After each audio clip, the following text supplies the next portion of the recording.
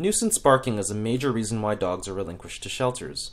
Even if you tolerate a dog's barking, it can wear down on all but the most patient dog owners. Teaching a dog to bark on cue and be quiet on cue helps us in two ways. 1. Putting a nuisance behavior on cue and then stimulus control will reduce the frequency of the behavior occurring on its own. Simply put, if we teach a dog to bark when we ask for it and reinforce that behavior, the dog will be less likely to do it unless it's requested. 2. Teaching a quiet cue allows us to stop barking, and dogs learn behaviors quickly if we can teach them in opposite pairs. Set up the environment such that the dog is likely to bark. In the case of Elaine, I knocked the wall to prompt a bark, and clicked then treated for the bark.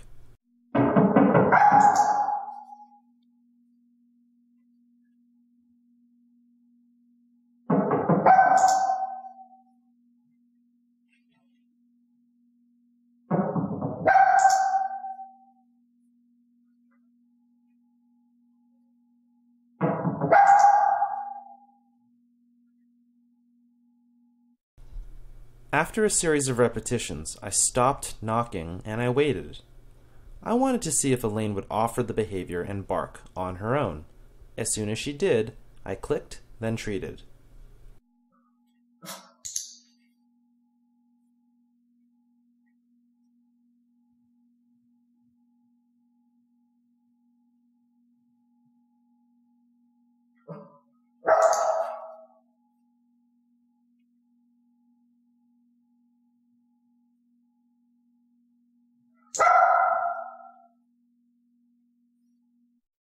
Elaine's offered bark ranged from a low growl to a quiet bark to a loud piercing bark.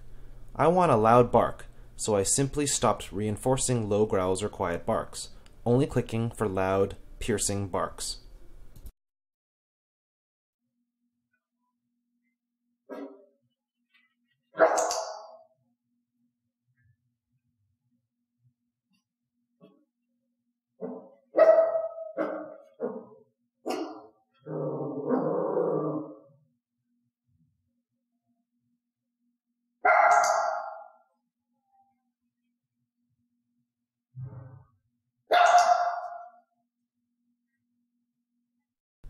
Once I got the bark I liked, I added a cue. I cued a talk-talk hand gesture just as Elaine was about to begin barking.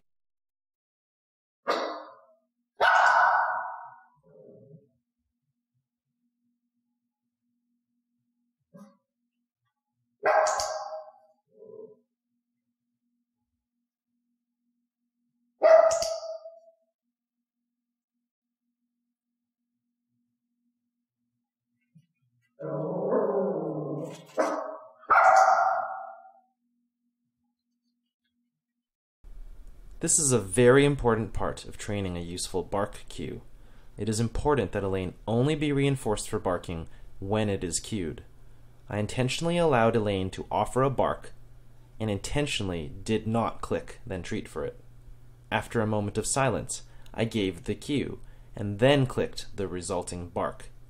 The dog must learn that reinforcement only comes from this behavior when it is cued.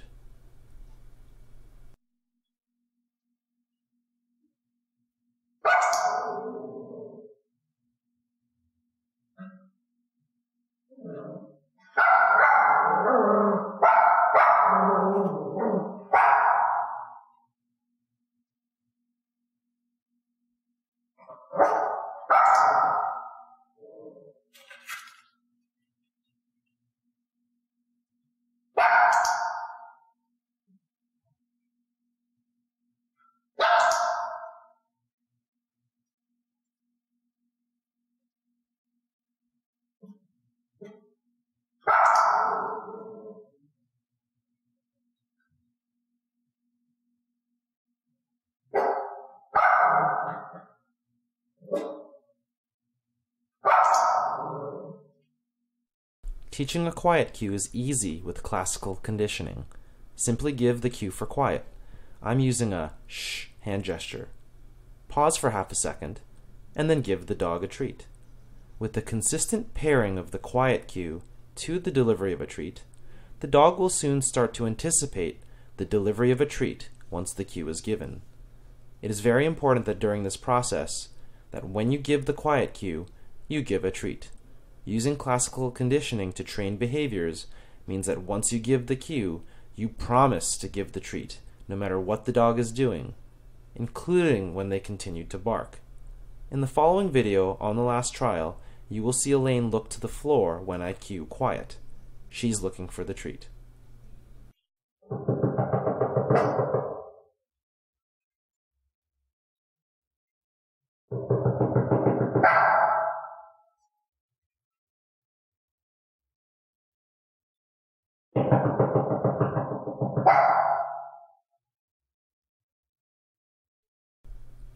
Quiet is an operant behavior.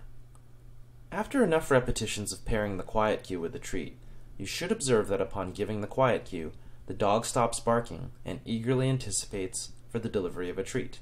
At that point, you can move to using operant conditioning to reinforce the behavior. Give the quiet cue. Observe silence of a short duration, then click then treat for silence. Bark and quiet as paired cues. Training bark and quiet together makes a lot of sense. Cue bark, and once the dog barks, cue quiet. When the dog is quiet, click then treat. For dogs that find barking a reinforcing activity all by itself, you can actually cue your dog to be quiet, and then after they've been quiet, reinforce them by cueing them to bark. Permission to bark is the reinforcer for the quiet. I hope you've enjoyed this tutorial. If you'd like to learn more and get coaching from us, enroll in our online dog training school at treatpouch.com.